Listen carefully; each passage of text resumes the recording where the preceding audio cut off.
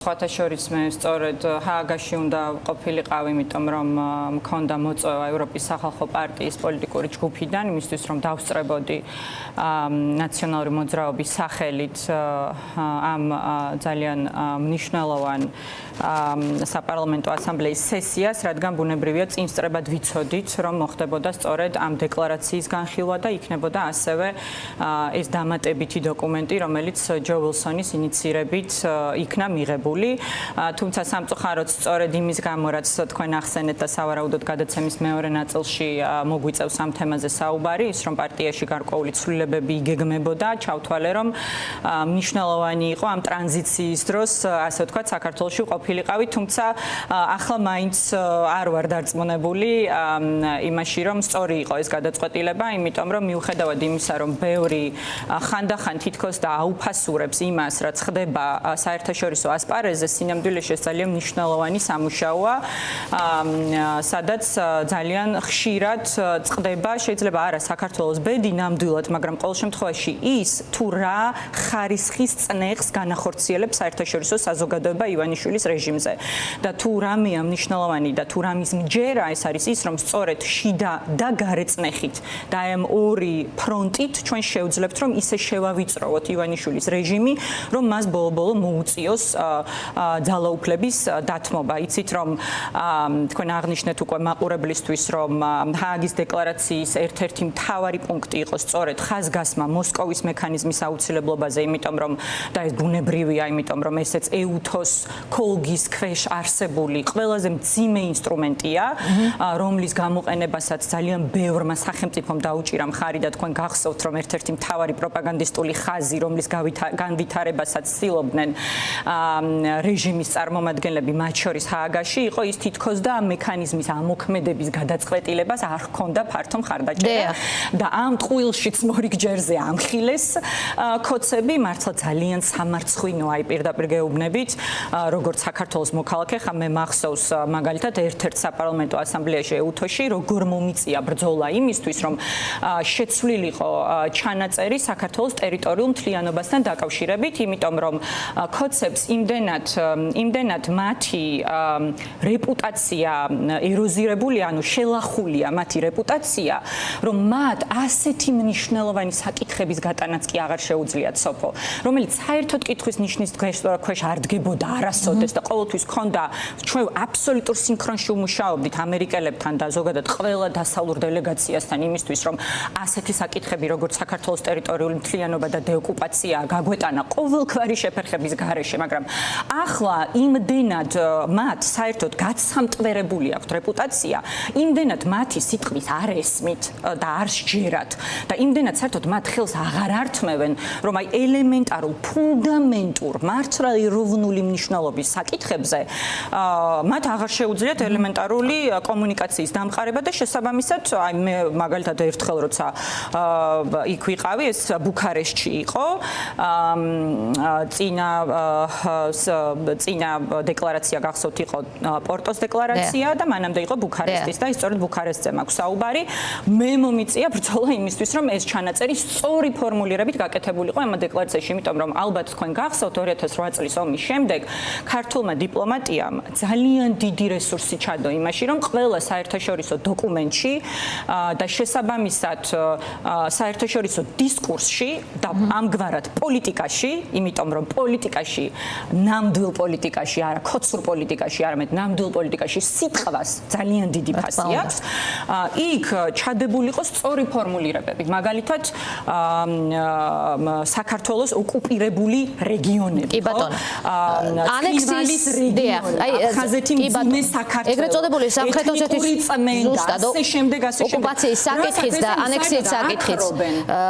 ჯო ვილსონმა წამოწია, როგორც ჩვენ ვიცით, ამ საპარლამენტო ასამბლეაზე იმ ჯო ვილსონმა, რომელსაც მიწაში დებენ ფაქტობრივად პოლიტიკური თვალსაზრისით ქართული ოცნების წარმომადგენლები და ისინი რის შეცვლას ცდილობდნენ ამ ტექსტში, ეს რამენაირად უკავშირდებოდა იმ ტერმინებს, რომელიც თქვენ ახლა ახსენეთ? არა, სოფო და იგივე იყო, მინდა გითხრათ ბუქარესტშიც, იმის ნაცვლად, რომ ებრძოლათ საქართველოს ტერიტორიული მთლიანობის საკითხის გატანისთვის, რისთვისაც მე ვიბრძოდი და ეს იციან და სხვათა შორის ახლა არ დავასახელებ, მაგრამ მე საგარეო საქმეთა სამინისტროდანაც კი მადლობები მივიღე ამის გამო, იმიტომ რომ დაინახეს, რომ მე იქ ვიწრო პარტიული დღის წესრიგი რიგით ჩასული არ ვიყავი ჯერ კიდევ 2 წლის წინ, მაგრამ ქოცებმა ეს ვერ მოახერხეს ვერც მაშინ და არც ცდილობდნენ მაშინ იბრძოდნენ, როგორც მახსოვს, ეს იყო არჩევნების შემდეგ უშუალო პერიოდი და ამ არჩევნების რაღაცნაირად გამართლებაზე და ივანიშვილისთვის ამ ტვირთის შემსუბუქებაზე, იმიტომ რომ მაშინაც საკმაოდ მძიმე ფორმულირებები იყო გამოყენებული, ისევე როგორც ახლა იმ დამატებით ნაწილში განსაკუთრებით, რომელიც ჯო ვილსონმა გაიტანა 2024 წლის საპარლამენტო არჩევნებთან მიმართებაში, იმიტომ რომ ეუთოს მისია საქართველოში იყო, შესაბამისად სადამკვირვებლო მისიას გულისხმობ ბუნებრივია და სწორედ ამ მისიის დასკვნებზე დაყრდნობით საუბრობდა ბუქარესტის დეკლარაცია. და 2 წელია გასული თინა და მათ ვერ მოახერხეს მიუხედავად ცდილობისა ლეგიტიმაციის პრობლემის მოგვარება, უფრო მეტიც 2 წლის თავზეც აი ეს დეკლარაცია მათ მოუწოდებს რომ გამოიძიონ ის დარღვევები და მოუწოდებს ყველას რომ ასეთი არჩევნები თუ ჩატარდება, მას არ უწოდონ არჩევნები, ხომ? ეს არ არის რეალურად არჩევნები, თუ ასეთი ტიპის დარღვევებია არჩევნებზე, რომელიც მთლიანად ცვლის სურათს შედეგის თვალსაზრისით. რა თქმა უნდა, სოფო, ანუ როდესაც ჯერთი ხო ეს მართლა შეუიარაღებელი თვალითაც ჩანს, როდესაც რეჟიმი ადამიანებს სპეციალურ კანონს ქმნის. მაღიარეთო, ანუ დაგიჭერთ თუ არ მაღიარეთო, როდესაც რეჟიმი განსხვავებული პოლიტიკური მოსაზრებების ადამიანებს და ლიდერებს ციხეებში ყრის რაღაც გამოგონილი საბოტაჟის ეგრეთ წოდებული საქმით, არ ვიცი, მაგალითად შეიძლება საბოტაჟად დააკვალიფიცირონ ის, რომ მე თინა ბოკუჩავა ეუთოს საპარლამენტო ასამბლეაზე ბუქარესტში ვიბრძოდი ჩემი ქვეყნის ტერიტორიული მთლიანობისთვის. ან შემდგომ ყველა ევროპის დედაქალაქში დავდიოდი იმის ხვეწენით, რომ საქართველოს მოქალაქეებს არ წაართვათ უვიზო მიმოსვლა. ეს ხო მათ გადასარევად იციან, იმიტომ რომ დარწმუნებული ვარ, რომ ყველა ჯერთი რომ საჯაროდ საუბრობ ამაზე და მაგრამ ასევე დარწმუნებული ვარ, სუსი სახელმწიფო უსაფრთხოების დაცვით კი არ არის დაკავებული, იქ დაგუზდევს და მე მახსოვს სწორედ ერთ-ერთი ეუთოს ღონისძიებიდან იყო ვითომ რაღაც კადრები გაავრცელეს, მე როგორ რაღაც ფორს-მაჟორულ ვითარებაში ვიძლეოდი ინტერვიუს, იმიტომ რომ მართლა ერთი ჩემოდნით დავდიოდი სოფო, ხანდახან შეიძლება ღამეს ასტუმროშიც არ გავჩერებულიყავი, ჩავიდოდი საქმეს გავაკეთებდი და წამოვიდოდი მათგან განსხვავებით, რომელიც უზარმაზარი ამალით დადიან, იმედი, პოსტივი, რავი, ხან საზოგადოებრივი მაუწყებელი და ხან რუსთავი 2 მძღოლი საელჩო პროტოკოლი პარლამენტი და საგარეო საქმეთა სამინისტრო იმხელა დელეგაციით დადიან, რომ საქართველოს მოქალაქეების ფული, რომლებიც შიმშილობენ და ბავშვები 40% სოციალურად დაუცველ ოჯახებში ცხოვრობენ და პირიდან აცლიან ბაღებში ბავშვებს საჭმელს, რომ ტენდერებიდან ფული ამოიღონ. აი ქართველი საქართველოს მოქალაქეებს კიდე ამისთვისაც უღებენ ფულს, რომ იქ მაკა ბოჭორიშვილმა თუ ახლა უკვე ნიკა სამხარაძე, მანამდე ქალბატონი მაკა ბრძანდებოდა ამ დელეგაციაში და ახლა უკვე ნიკა სამხარაძე და ვიღაცები არიან, რომლებიც რომელთა ვინაობას ახლა ვერ ვიხსენებ, რომლებიც თავი დაამახსოვრეს საპარლამენტო დელეგაციას იმით, რომ დატოვეს კენჭისყრამდე დარბაზი. სოფო, ანუ ეუთოს საპარლამენტო ასამბლეის დარბაზი დატოვეს, ხო შეიძლება ბუქარესტშიც დატოვეს მაშინ. რატომ? იმიტომ რომ გააპროტესტეს, რომ ბიძინას უწოდეს პრაქტიკულად დიქტატორი, მაშინ რომელსაც გააყალბა არჩევნები. ადრეული ეპოქის რუსების ქცევას მახსენებს. და ბოდიში მომითხოვია, ხა ბოლოს სადაც ვიყავი, ეს იყო სტრასბურგი, ევროსაბჭოს საპარლამენტო ასამბლეა, ქალბატონმა წულუკიანმა, ქვეყნის მთავარმა პროკურორმა არ დატოვა, ასევე დატოვა, ხო? ის დარბაზი, სადაც მართლა ისტორიული სიტყვები წარმოითქვა, რომელსაც უნდა განესაზღვრა და განსაზღვრა კიდეც გარკვეულწილად ჩემი აზრით თანამედროვე ქართული სახელმწიფოს იდენტობა. კი ბატონო, ზურაჯვანიას სიტყვებმა ნამდვილად ქართველების რომ მე ვარ ქართველი, მაშასადამე მე ვარ ევროპელი. მე გულგრილად ამ დარბაზს ვერასოდეს ვერ უვლი, იმიტომ რომ იქ არის ზუსტად ნათქვამი სიტყვები, რომლის რეალიზება თითოეული ქართველი პოლიტიკოსის მართლაც ისტორიული პასუხისმგებლობაა, ხო? მაგრამ იმ დარბაზშიც აღარ არის რუსკოცების დელეგაცია, იქიდან განიდევნეს თავი და იმიტომ რომ პირობები იყო დაყენებული, ხო, უკაცრავად, ხო, მე თქვენ სტუდიაში რომ შემოვდივარ, აქაც ხომ არის ქცევის წესები და ბუნებრივია ევროსაბჭოშიც არის ქცევის წესები, ეუთოს საპარლამენტო ასამბლეაშიც არის ქცევის წესები, ნატოშიც არის კონკრეტული ქცევის წესები და ევროკავშირშიც. და ბიძინა უენიშვილს უნდა რომ თან დიქტატორი იყოს, თან არჩევნები გაგვიყალბოს, თან მოგწამლოს, ქიმიური იარაღით დაწამლოს, საკუთარი ხალხი აწამლოს, ციხეებში ჩაყაროს და თან მიიღონ ევროკავშირში. აი აქ სისტემური წამების ჩანაწერი რიგ შემთხვევებში, რაზეც არის საუბარი და მოსკოვის მექანიზმის აქცენტირება ეს პოლიტიკურ დოკუმენტში, რას აფრთხია ივანიშვილისთვის, რომ ბევრი წლის გასვლის მიუხედავად ეს არის დანაშაული, რომელზეც არ ვრცელდება, ასე ვთქვათ, წლების გასვლა დამტკიცების შემთხვევაში და ეს თაროზე შემოდებული არასდროს დარჩება. ეს ისეთი საკითხებია მოსკოვის მექანიზმში, მათ შორის წამებაზე პასუხისმგებელი პირების პასუხისგების მოლოდინი. ეს არის თუ არა დამოკლეს მახვილებით დაკიდებული ივანიშვილის თავზე და ეს დოკუმენტი ამას იმეორებს თუ არა. ანუ ბევრი რას ცდილობს ხომ მე რატო ვკითხულობ ამას თინა რომ ქართული ოცნება ხშირად ამბობს რომ აი ფარატინა ფურცელია ხომ წინამდვილეში რა არის პოლიტიკური ტექსტები რომელიც 2 წელიწად შუალედით ხომ კიდევ უფრო და უფრო მკაცრი ხდება. სოფო არა მხოლოდ რუსკოცური პროპაგანდა ამბობს ხოლმე რომ ეს ფარატინა ფურცელი, არამედ ჩემთვის გასაკვირად და სამწუხაროდ ხანდახან დემოკრატიულ პოლიტიკურ ველშიც გაისმის ხოლმე რაღაც არა თვათ ესეთი მკვეთრი განცხადებები, მაგრამ ყოველ შემთხვევაში რაღაც კიდე ერთხელ ვიმეორებ ამაზე მივანიშნე კიდეც უკვე ჩვენი დღევანდელი საუბრისას ერთგვარი გაუფასურება, ხო? თუნდაც ამ დეკლარაციების თუ რეზოლუციების თუ განცხადებების და შესაბამისად იმ სამუშაოსი, რასაც ადამიანები წევენ, იმისთვის რომ ეს დოკუმენტები ისეთი იყოს, როგორც უნდა იყოს და იქ ასახული იყოს ყველა მნიშვნელოვანი საკითხი, ხო? ამიტომ სამწუხაროდ ასე ვთქვათ, ეს პროპაგანდა როგორც ჩანს, ისევ როგორც არა მარტო არ მიმართულებით, არამედ ბევრი სხვა მიმართულებითაც ქოცური პროპაგანდა ამ თვალსაზრისით მუშაობს და მე ვფიქრობ, ჩვენ მეტი სიფრთხილე გვმართებს, რომ ამ ქოცურ პროპაგანდას კი არა ავყრეთ, არამედ პირიქით, არგუმენტირებულად გავაქარწყლოთ და გავანეიტრალოთ ის. ამიტომ მადლობა ამ კითხვისთვის და რა შედეგი შეიძლება მოყვეს ამ ყველაფერს, ხო? ერთი რომ ეხა ეს უბრალოდ ასეთი დამთხევა ბუნებრივია. მე კოცებისგან განსხვავებით იმის მტკიცებას არ დავიწყებ გერმანიასა და საფრანგეთს შორის რომ აღმოჩნდა რომ აი მოწინავე ქვეყნებში ვართ და ყველა გვემეგობრებაო და ეს სინამდვილეში ლათინური ალფავიტის დამსახურება იყო. ეხა მე მათ ნამდვილად არ დავემსგავსები რომ რადგან ჰააგაში ჩატარდა ეუთოს საპარლამენტო ასამბლეა ამას პირდაპირ კავშირი აქვს ივანიშვილის ჰააგის ტრიბუნალზე აღმოჩენასთან გასაკეთება. თუმცა ის ისეთი პრიმიტივია რომ შეიძლება ესეც დაეჯერებინა სიმართლე გითხრათ მე რომ ჩვენ რო გაგვევითარებინა ეს ნარატივი და ხანდახან ვფიქრობ ხოლმე შეიძლება ჩვენც უნდა გამოვიყენოთ ხოლმე ამგვარი პრიმიტიული ხრიკები მაგრამ მოდი დავჩეთ ერთგული ჩვენი პროფესიონალიზმი და სწორად განვმარტოთ საზოგადოებისთვის ეს სინამდვილეში რას ნიშნავს ხო თქვენ აბსოლუტურად სწორად აღნიშნეთ თქვენ სწორად აღნიშნეთ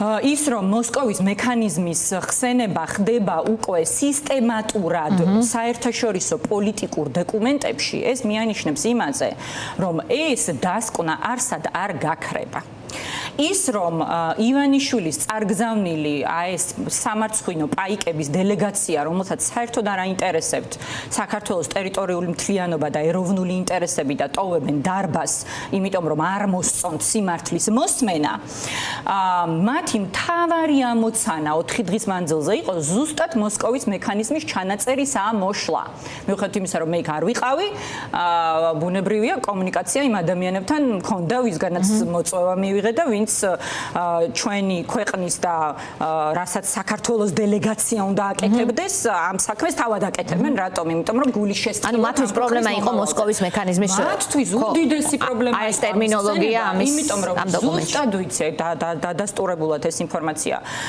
გამოვიდა თავად ოცნებიდან რომ ბიძინა ივანიშვილს მოსკოვის მექანიზმის ხსენებაზე ელეთმელეთი ემართება იმიტომ რომ იქ არის ნახსენები ზუსტად ჰააგის სისხლის სამართლის საერთაშორისო ტრიბუნალი და მან ძალიან კარგად იცის რამდენმა დიქტატორმა დაასრულა სწორედ ამ სასამართლოს წინაშე ზუსტად იცის რომ მას ვერ გაექცევა თუ ეს გადაწყვეტილება იქნება მიღებული რომ ჰააგის სისხლის სამართლის სასამართლომ დაიწყოს სისხლის სამართლის საქმე ივანიშვილთან მიმართებაში და მათ შორის ქიმიური იარაღის გამოყენების ისევე როგორც სისტემური წამების ფაქტებზე რომელიც ასევე ნახსენები აქვს ახლა კიდევ ერთ პარალელს გავავლებ ევროსაბჭოს საპარლამენტო ასამბლეასთან იმისთვის რომ აი ჩვენ სწორი სურათი ამდენ ტყუილში, ამდენ დეზინფორმაციაში, ამ პროპაგანდაში, რომელსაც სამწუხაროდ როგორც გითხარით, ხანდახან შეიძლება სრულიად არაცუდი განზრახვის მქონე ადამიანებიც კი წამოეგებიან ხოლმე, რომ ეს გავაქარწყლოთ და სწორად დაუპირისპირდეთ, ამიტომ ერთობლიობაში უნდა აღვიქვათ ხოლმე მთელი ეს საერთაშორისო პროცესები, ხო? იგივე ეგრეთ წოდებულ პასეში, ანუ ევროსაბჭოს საპარლამენტო ასამბლეაში, სადაც ასევე ძალიან მნიშვნელოვანი რეზოლუციის მიღება მოხდა სულ რამდენიმე კვირის წინ და იქ ვიყავით, ხო? მივიღეთ მონაწილეობა ამ სესიაში იქ საუბარი იყო რაზე ნახეთ იქ საუბარი იყო ევროპის ადამიანის უფლებათა კონვენციის 52 მუხლის ამოქმედებაზე. და არ არის 52 მუხლი, ხა ეს რო რაღაც იურიდიული კაზუისტიკა კი არ არის საერთაშორისო სამართლის. არა. ეს არის იდენტური მექანიზმი, როგორც არის მოსკოვის მექანიზმი, ოღონდ უკვე ამ შემთხვევაში არა ეუთოს ფარგლებში, არამედ ევროსაბჭოს ფარგლებში, რომელიც ევროსაბჭოს გენერალურ მდივანს შეუძლია რომ გამოიყენოს რაზე მოთხოვნაც მან მიიღო ფორმალურადაც წერილობით ევროპელი დეპუტატების მხრიდან და ვერბალურადაც უკვე სესიის მიმდინარეობის დროს. ამიტომ ეს მოთხოვნა უკვე დაყენებულია ოფიციალურად. და ეს იმას ნიშნავს, რომ დიდი ალბათობაა იმის, რომ იქაც ამოქმედეს 52 მუხლი და იქაც დაიდოს ანალოგიური დასკვნა. და ეს პირდაპირ კავშირშია უკვე შემდგომ ევროპის ადამიანის უფლებათა სასამართლოსთან. და ეს რას ნიშნავს ამ სასამართლომ თუ აღძრა საქმე? აი ეს უკვე ქალბატონმა წულუკიანმა აუხსნას ბატონ ივანიშვილს, რომელიც მრავალი წლის მანძილზე მუშაობდა ამ სასამართლოში და დარწმუნებული ვარ, რომ ზედმიწევნით იცის, როგორ მუშაობს ეს სასამართლო. უბრალოდ რა თქმა უნდა, ამის გამბედაობა არ ეყოფა, იმიტომ რომ მე დაკარგავს იმ პრივილეგიებს, რომლითაც ამდენი წლის განმავლობაში სარგებლობს, მაგრამ სიმართლე არის ეს, რომ ივანიშვილს სულ რამდენიმე რამის ეშინია. მას ეშინია პუტინის და მოწამვლის თუ მას ვერ შეუსრულებს დავალებებს, ამიტომ არის რომ მათ შორის პუტინის პირადი ტყვე პრეზიდენტი სააკაშვილი ამდენი ხანი ტყვეობაში ყავს. მას ეშინია ქართველი ხალხის ქუჩაში გამოსვლის და ჩვენ გვინახავს მისი დამფრთხალი და გაფითრებული სახე, როდესაც მართლაც ხალხი ერთიანდება და გამოდის ქუჩაში დიდი პროტესტის დროს, ხო გახსოვთ, იგივე საკონსტიტუციო ცვლილებებზე როგორ დაიწია უკან და აკანკალებული რომ იყო ეშინია ქართველი ხალხის ეშინია და უნდა ეშინოდეს კიდეც. და მესამე, მას ეშინია სწორედ აი ამ საერთაშორისო მექანიზმების, რომელიც უკვე მოქმედებაშია, მესმის. აი უკრაინელებისთვის ხა ძალიან ხშირად ხედავ ხოლმე ხშირი კონტაქტი გვაქვს უკრაინელებთან, მათ შორის ამ საპარლამენტო ასამბლეების ფარგლებში და ნუ ზოგადადაც ხო და ხანდახან მათ ხმაშიც ხედავ ხოლმე საუბრისას რაღაც ერთხელ ფრუსტრაციას და პრინციპში ამას საჯაროდაც პრეზიდენტი ზელენსკიც რიგ შემთხვევებში გამოთქვამს ხოლმე რომ უფრო მეტი პატრიოტის სისტემა უნდათ, უფრო მეტი ანუ თავდაცვის სისტემები ხო, უფრო მეტი იარაღი უნდა, უფრო მეტი ფული უნდათ, ასე შემდეგ დასავლეთისგან იმისთვის რომ უფრო სწრაფად შეძლონ თავდაცვისუნარიანობის გაზრდა და ამ ომის მოგება. ომის როგორც ახლა განაცხადა ანკარაში პრეზიდენტმა ზელენსკიმ ნატოს ომის, რომელიც ჩვენ არ დაგვიწყია, მაგრამ ვიბრძვით გადარჩენისთვის და სახელმწიფოებრივ შენარჩუნებისთვის, ხო? ამიტომ მათშიც ხა იგრძნობა ხოლმე ხანდახან ბუნებრივია ეს იმედგაცრუება, მაგრამ ისინი ასევე ძალიან მადლობელი არიან იმ საერთაშორისო მხარდაჭერის, იმიტომ რომ ამის გარეშე შეუძლებელი იქნებოდა ხა ელემენტარულად ამაზე ბუნებრივია ღიად არავინ ისაუბრებს, მაგრამ თუნდაც ეხლა როდესაც არც ერთი ნავთობგადამასამუშავებელი ქარხანა არ დარჩა სოფო რუსეთის ტერიტორიაზე და ყველაზე ძლიერს კი ბატონო. არც ერთი და ეს არის მთავარი ხერხემალი პუტინის საომარი მანქანის, ხო, რომელსაც არ დაარტყა უკრაინამ და ამ კოორდინატებს ბოდიში მომითხოვია როგორ იღებს უკრაინა. ეხლა ვინმეს წარმოგვიდგენია რომ ეს ამერიკელების გარეშე ხდება, ხო? ამიტომ ამერიკელების ზოგადად ეხლა მეგობრების გარეშე ომი როგორ უნდა მოიგო, არ ვიცი ხა რაღაც პირველი მსოფლიო ომი, მეორე მსოფლიო ნებისმიერი მომენტი გავიქცევთ, ხო? ამიტომ ჩვენ ომშიც არ გვიყვარს ეს სიტყვა, იმიტომ რომ რაღაც შეგვაშინა ბიძინა ივანიშვილმა და ვითომ თავს მოგვახვია რაღაც ყალბი მშვიდობა, მაგრამ სინამდვილეში ჰიბრიდულ ომში ვართ, ოკუპაციაა ქვეყანაში. ივანიშვილი ომია გამოცხადებული საკუთარი ხალხის წინააღმდეგ, ყოველდღიურად იბრძვიან ადამიანები გადარჩენისთვის, იმიტომ რომ მათი შვილები შიმშილით იხოცებიან. ამიტომ დიახ, ომში ვართ და ომში მეგობრები აუცილებლად გჭირდება და ეს მეგობრები როგორ უნდა მოიპოვო და შეინარჩუნო უკაცრავად, თუ მათთან კონტაქტი არ გაქვს, მათ არ ემუშავები ყოველდღიურად, ინფორმაციას არ აწვდი და მათ არ უმტკიცებ ყოველ ჯერზე, რომ შენ ხარ თანმიმდევრული, შენ ხარ სანდო პარტნიორი იმისთვის, რომ ამ ქვეყნის ინტერესები გაატარო, მაშინ, როდესაც დღეს საქართველოს ყავს სამწუხაროდ ხელისუფალი, რომელიც ნაცვლად იმისა, რომ დაიცვა საქართველოს ეროვნული ინტერესები, გადის დარბაზებიდან. კი ბატონო, თინა ამ ფლანგზე, საერთაშორისო ფლანგი, რასაც ქვია, თქვენ იყავით ძალიან აქტიური და ამას ყველა ხედავდა, მათ შორის მიხეილ სააკაშვილიც ამას უსვამს ხაზს, მაგრამ ის საუბრობს რეფორმაზე, პარტიის ხალხთან მეტ ბმაზე და დღეს 8 ივლისია დაემთხვა ასე თქვენი აქ სტუმრობა, როცა ნაციონალური მოძრაობის ყველა თანამდებობის პირს უმთავრდება წესდებით დადგენილი უფლებამოსილება. სააკაშვილმა გამოაქვეყნა ასე ვთქვათ ცელი სტატუსი, სადაც წერია რომ ერთადერთი სოლიდარობის ნიშნად ციხეში მყოფ ლევან ხაბეიშვილს უნდა შეუნარჩუნდეს პოსტი და რასაც ის იკავებდა. შესაბამისად გარდა ამისა გავიგეთ დღეს ის რომ იქნება რეფორმატორთა საბჭო, ასე ამბობს მიხეილ სააკაშვილი, რომლის თავმჯდომარე იქნება თავად, აღმასრულებელი მდივანი კი იქნება ნანუკა ჟორჟოლიანი. უფრო მეტი რომ გითხრათ, თქვენ თუ ხართ ინფორმირებული აი ამ კონკრეტული გადაწყვეტილების შესახებ, თუ შეთანხმდა ეს თქვენთან მანამდე, თუ იყო რაიმე ტიპის კონსულტაცია და რატომ მიიღო საბოლოო ჯამში ამან ასეთი სახე? ეს პარტიის გარეთ რეფორმატორთა ჯგუფია? ცოტა დამაბნეველია ეს ნაწილი. პარტიის შიგნით არის თუ პარტიის გარეთ არის ეს რეფორმატორთა საბჭო? მიხეილ სააკაშვილი ამბობს, რომ ის დატყვევებულია და ბევრ ახალ ლიდერთან მას არ აქვს კომუნიკაცია, ვერ აქვს და მისი ბმა ამ ხალხთან იქნება ნანუკა ჟორჟოლიანი, რომელიც არა მარტო პარტიული სახეების მოზიდვაზე აქვს საუბარი, არამედ არაპარტიულისაც და რა ხდება პარტიული თანამდებობების ფლანგზე, ანუ მორატორიუმია, როდის არის შემდეგი ყრილობა, რა ხდება ამ მიმართულებით? ყრილობას რაც შეეხება ამავე პოსტში რომელსაც უკაცრავად ეხლა თქვენ ციტირებთ, საუბარია იმაზე, რომ ყრილობა ჩატარდება ივლისის ბოლოს. ხა თანამდებობებზე არ ვარ საერთოდ ირელევანტური გახდა პრინციპში საუბარი. წესდებით მიხოთ იმისა, რომ გაუქმდა, უბრალოდ მანდატი ამოიწურა ის 2 წლიანი, რომელთაც ყრილობამ აგვირჩია, ეს უფლებამოსილება გრძელდება ყრილობამდე, მაგრამ ანუ ივლისის ბოლომდე? კი, როგორც პრეზიდენტმა განმარტა, ეს ყრილობა ჩატარდება ივლისის ბოლოს.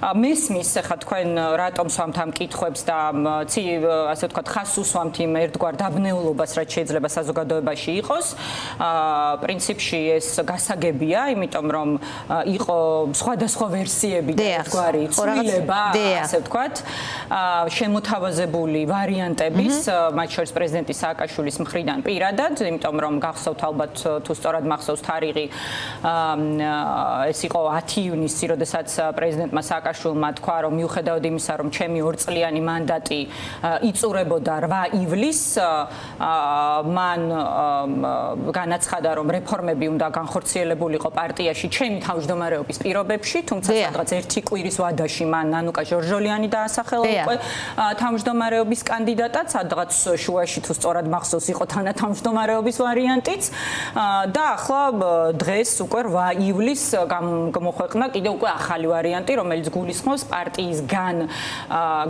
გარემდგომ ორგანოს დამოუკიდებელი რაღაც ორგანოს შექმნას, რომლის აღმასრულებელი მდივანი იქნება ნანუკა ჟორჟოლიანი. ამიტომ მესმის, რომ ამან ერთგვარი დაბნეულობა გამოიწვია საზოგადოებაში.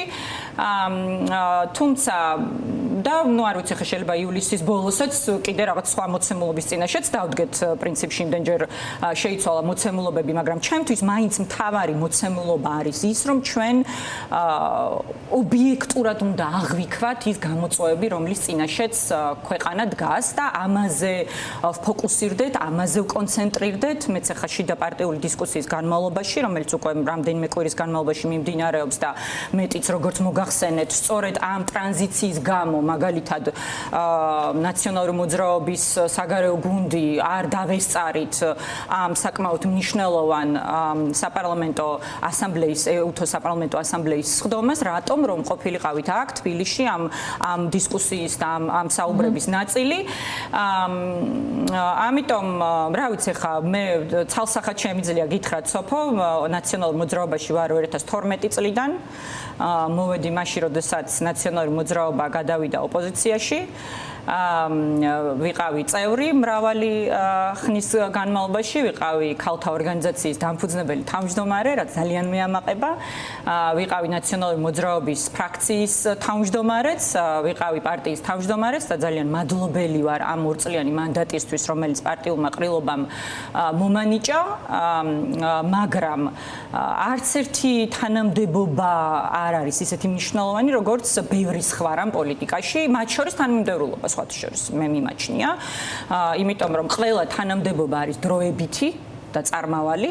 და თანმიმდევრულობამ შეიძლება შენში ადამიანებში გამოიწვიოს ნდობა შენს მიმართ და თუ რამეა ძვირფასი მაგალითად მე მიმაჩნია პოლიტიკაში ეს არის ზუსტად ადამიანების ნდობა იმიტომ რომ ამაზეა შემდგომ დაფუძნებული ის არჩევანი რომელიც მათ უნდა გააკეთონ შენს მიმართ და იმ პარტიის მიმართ რომელსაც შენ წარმოადგენ ეხლა რაც შეეხება რეფორმატორთა საბჭოს ჩემთვის უბრალოდ გასაკვირი სიმართლე გითხრათ ის არის რომ ძალიან ბევრს საუბრობდით მეც პირადად ბევრს საუბრობდი პრეზიდენტი სააკაშვილიც ბევრს საუბრობდა პარტიის სხვადასხვა წევრებიც ბევრს საუბრობდნენ სახალხოობაზე ხო რაღაც ეს ტერმინი ხშირად გაიცნოდა და რა თქმა უნდა მნიშვნელოვანია ხარ როგორ შეიძლება პოლიტიკოს არ ქონდეს კავშირი საკუთარ ხალხთან და არ წარმოადგენდეს მათ ინტერესს ხო ეს არის მთავარი საქმე პოლიტიკოსის მაგრამ სახალხო ლიდერებს რა ქმნის სახალხო ლიდერებს ხო სიტყვები არ ქმნის და არც საკუთარი თავისთვის სახალხოს ან არასახალხოს დარქმევა.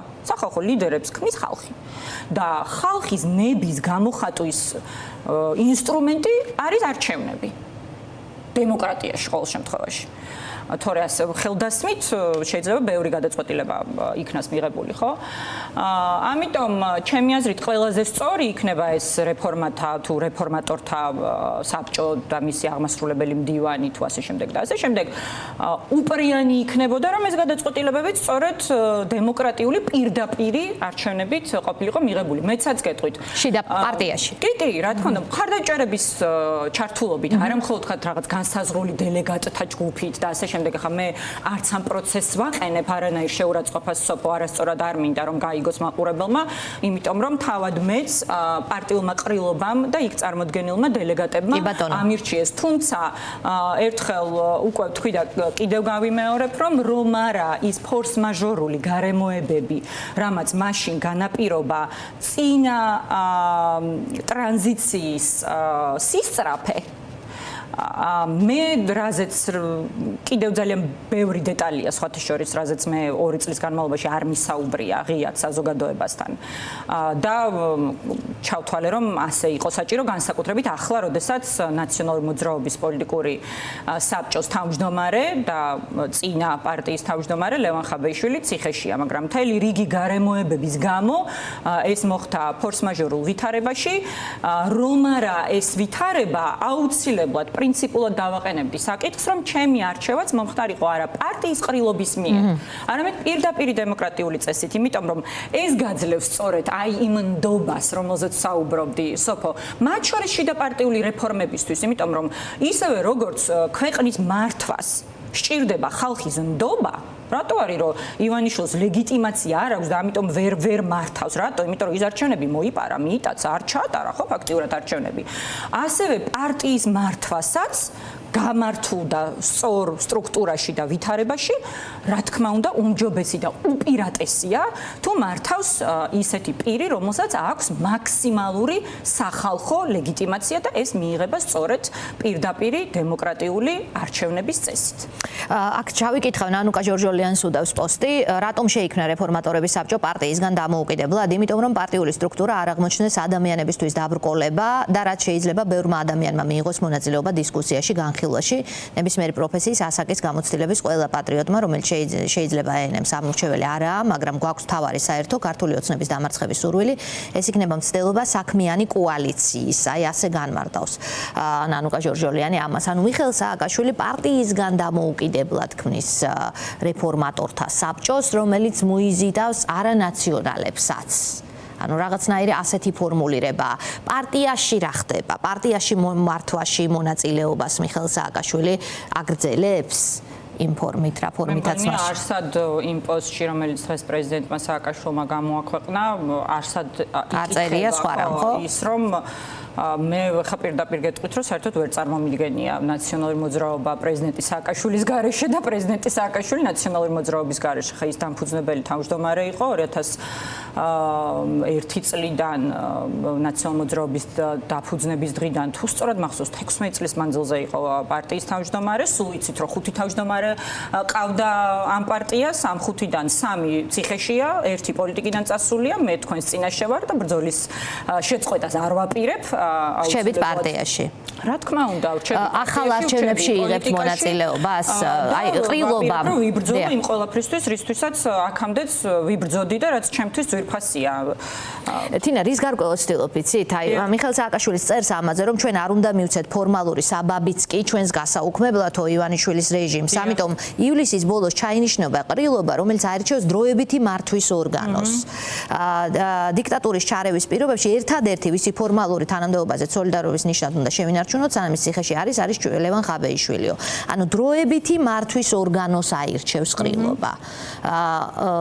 აქ კანდიდატურები ცნობილია, ვინ შეიძლება იყოს ამ დროებით მართვაში, თქვენ განიხილებით მაგალითად. ყოყმანობ რამდენად ვისაუბრო ამაზე ეთერში, იმდენად რამდენადაც ჯერ პარტიის წიაღში მიმდინარეობს ამ საკითხზე მსჯელობა, თუმცა პრეზიდენტი სააკაშვილის პოსტებიდანაც იკითხებოდა პრინციპში გარკვეული მინიშნებები, ამიტომ მივცემ თავს უფლებას. აქ საუბარია პარტიის თავმჯდომარის პოსტის საერთოდ გაუქმებაზე და რაღაც კოლექტიური მმართველობის ორგანოს დაფუძნებაზე. აქ ერთი ნიუანსია, რასაც ასევე პრეზიდენტი სააკაშვილი პრინციპში ხაზს უსვამს, რომ არსებული კანონმდებლობის მიუხედავად იმისა, რომ ამ ქვეყანაში პრაქტიკულად კანონები არ არსებობს, ან კანონები იქმნება იმისთვის, რომ გვაღიარეთო, ან პირბადით თუ ტროტუარზე დადგებით დაგიჭერთო. ამიტომ ხა საერთოდ კანონზე საუბარი ამ ქვეყანაში უკვე ცოტა ნონსენსია, მაგრამ რადგან თავად პრეზიდენტი ამბობს, რომ არ უნდა მივცეთ ფორმალური საბაბი, იმიტომ რომ იცით, რომ დამოკლეს מחვილივით ნამდვილად ამ ხნის განმავლობაში პარტიას თუ რამე ჰქონდა ჩამოკიდებული, ეს იყო სწორედ გაუქმების საკითხი და მე ღიად მithქვამს და ახლაც გავიმეორებ, რომ მეც ძალიან ბევრი ხედვა მქონდა პარტიის შიგნით რეფორმების გატარებასთან დაკავშირებით და არაერთხელ მათ შორის წერილობით და საკმაოდ დეტალურად აღნიშნულზე მქონდა კომუნიკაცია პრეზიდენტ სააკაშვილთან, არა ვთქვათ ვერბალური დანაბარებით და ასე შემდეგ, მაგრამ ყოველთვის იყო ხოლმე რაღაცა ეს დაბრკოლება, რომ შეიძლება პარტია მაინც გააუქმონ, ამიტომ არ ვიცით რამდენად ღირს და ნუ მესმის ახლა ეს მიხედვით იმისა, რომ მე ყოველთვის ფიქრობდი, რომ ამას არ უნდა განესაზღვრა ჩვენი დღის წესრიგი, იმიტომ რომ ბიძინა ივანიშვილს ზუსტად ეს უნდა. აი ჩამოგვიყიდოს, რომ ხვალ დაგიჭერთ. ეხლა მაგალითად ლიდერებს რასაც ეუბნება, ხო? ჩვენ ხო ძალიან კარგად ვიცით, რომ ამ ეგრეთ წოდებული საბოტაჟის საქმის ფარგლებში შესაძლოა კიდევ მთელი რიგი ლიდერები უკან შეაბრუნოს, ხო? ხა საკმაოდ რთულია ყველა ხო ადამიანი ვართ, რომ რაღაც პოლიტიკური დღის წესრიგი განსაზღვრო, როდესაც იცი, რომ თქვენ ნახევარში დაგიჭერეთ. იგივეა პარტიის შემთხვევაში, ხო სოფო? ამიტომ ეს დროებითი მართვის ორგანო. მიუხედავად ამისა, მე ვფიქრობდი, რომ ამას არ უნდა განესაზღვრა ჩვენი დღის წესრიგი. აი ზუსტად ისე, როგორც დაჭერის საფრთხის პირობებშიც ჩვენ მაინც წყობრად უნდა გავაგრძელოთ მუშაობა, იქნება ეს ქვეყნის შიგნით თუ ქვეყნის გარეთ, პარტიაშიც მაინც უნდა გაგვეტარებინა ის ცვლილებები, მაგრამ ნუ სამწუხაროდ ვერ მოხდა მთელი რიგი გარემოებების გამო, ამიტომ ხო ამაზე აღარ ჩვენ დავიწყეთ საუბარი დროებითი მართვის ორგანოზე, რომელმაც ფორმალური საბაბი არ უნდა. ანუ თავმჯდომარე არ იქნება, იქნება დროებითი მართვის ორგანო. თუმცა რასაც ვამბობდი, ფორმალურად პოლიტიკური გაერთიანების შესახებ კანონი მოითხოვს, რომ ნებისმიერ პოლიტიკურ გაერთიანებას იქნება ეს ნაციონალური მოძრაობა თუ ნებისმიერი სხვა, მას უნდა ყავდეს მმართველი პირი, ანუ ხელმძღვანელი პირი, ასეა მოხსენიებული კანონმდებლობაში. კი ბატონო. მას უნდა ყავდეს კოლექტიური გადაწყვეტილების მიმღები ორგანო და ხა ამას რაც ივანიშვილის სიტყვები გამახსენდა, მაგრამ რაც გინდათ ისაუძახეთ. დროებითი მართვის ორგანო. კი ბატონო. როგორც წესი პოლიტიკურ პარტიებში სოფო ეს არის ხოლმე პოლიტიკური საბჭო, ხო?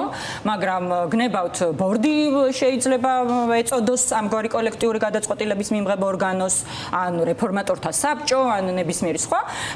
და ეს არის სარევიზიო კომისია, რომელიც როგორც წესი უფრო ღიად საუბრობ ძალიან უფრო ფორმალურად იქნება ხოლმე პარტიებში, მაგრამ კანონით გათვალისწინებული იმისთვის, რომ შემდგომ რეგისტრაციით ჩვენ ხო გვინახავს ახლა მაგალითად თავისუფლების მოედანთან მიმართებაში და მთელ რიგ სხვა შემთხვევაში, რომ 1000 დაბრკოლება შეუქმნეს, ამიტომ მიუხედავად იმისა, რომ ნაციონალური მოძრაობა არსებობს 2001 წლიდან, აი ივლისის ბოლოს ჩატარებული ყრილობისას თუ ის წესდება არ იქნება შესაბამისობაში იმ კანონმდებლობასთან, რომელიც აბსურდად იქცა ამ ქვეყანაში, მაგრამ ბიძინა ივანიშვილი თუ მისი რომელიღაც პაიკი ბუნებრივია, ხა თვითონ ივანიშვილი ამაზე თავს არ შეიწუხებს, არ ვიცი რომელი იქნება, გამოგრძანდებიან და იტყვიან, რომ აი ნაციონალური მოძრაობა არ არის შესაბამისობაში კანონმდებლობასთან, ამიტომ ის საკონსტიტუციო სასამართლოს პროცესში ექნებათ უკვე რაღაცა ფორმალური, მაგრამ ასევე ახლა ესეც თქვა რა ძალიან ღიად. ახლა საბაბს რა დალევს ხო ივანიშვილისთვის, ამიტომ ამაზე არ უნდა ვფოკუსირდეთ, ჩვენ ამაზე არ უნდა ვკონცენტრირდეთ. კიდევ ერთხელ ვიმეორებ, არც ბრძოლას, არც საქმის კეთებას, არც ქვეყნის სიყვარულს, არც ერთგულებას არ სჭირდება არანაირი თანამდებობა, არანაირი სკამი, არანაირი ფორმალიზმი. ამიტომ ჩვენ რაღაცნაირად უნდა შევჯერდეთ იმაზე, თუ რა არის ყველაზე სწორი კონფიგურაცია ახლა გაძლიერებისთვის და გავაგრძელოთ საქმის კეთება, რასაც აქამდე ამ დროებით მართვის ორგანოში მოიაზრებთ თავს, თინა? ასე ვხედავ სოფო და ყველანაირად ვეცდები, რომ ჩემ კოლეგებთან და ჩემს თანამებრძოლებთან, რომლებიც ბუნებრივია ჩართულები იქნებიან საბოლოო გადაწყვეტილების მიღებაში, ჩემი ეს პოზიცია, ასე ვთქვათ, მათთვის მისაღები და გასაგები იყოს. ბორდზე მეკითხებით. იმდენად, რამდენადაც ახლა ჯერ არ არის ჩამოყალიბებული, ვფიქრობ, რომ მოდით პირდაპირ გითხავთ.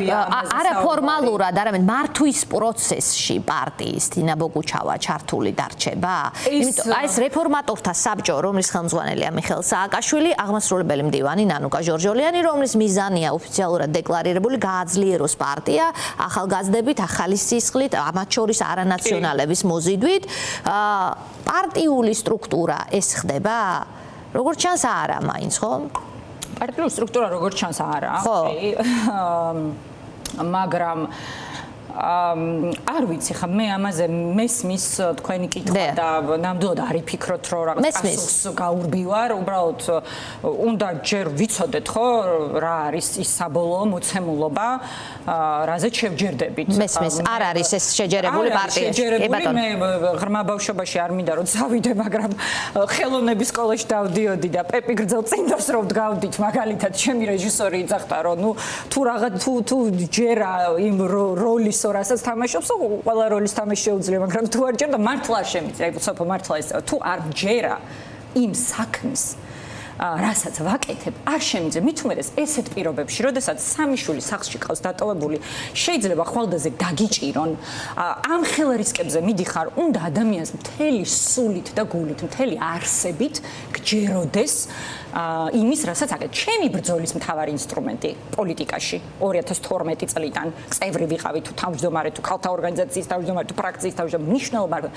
ჩემი ბრძოლის მთავარი ინსტრუმენტი ყოველთვის იყო ჩემი სიტყვა, მე არც ფული მქონია, არც გავლენები მქონია, იყო ჩემი სიტყვა, ჩემი სიმართლე.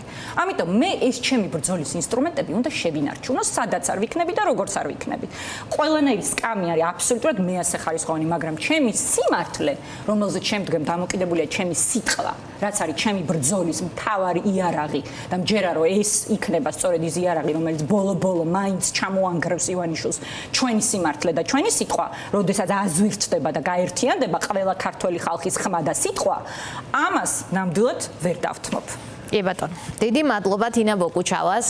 მას დღეს ამოეწურა ოფიციალურად თავმჯდომარეობის ვადა, თუმცა ივლისამდე შორის პირველი ვარ, რომელმაც ვადა ამოწურა, ამიტომ ამ თვალსაზრისით ბოლომდე მივიდა ვადის დასრულებამდე. ეს მნიშვნელოვანი იყო პარტიისთვისაც და კიდევ ერთხელ დიდი მადლობა მინდა გადაუხადო ჩვენს მხარდამჭერებს, წევრებს, ყველა ადამიანს, ვინც ეს უდიდესი პასუხისმგებლობა 2 წლის მანძილზე დამაკისრა.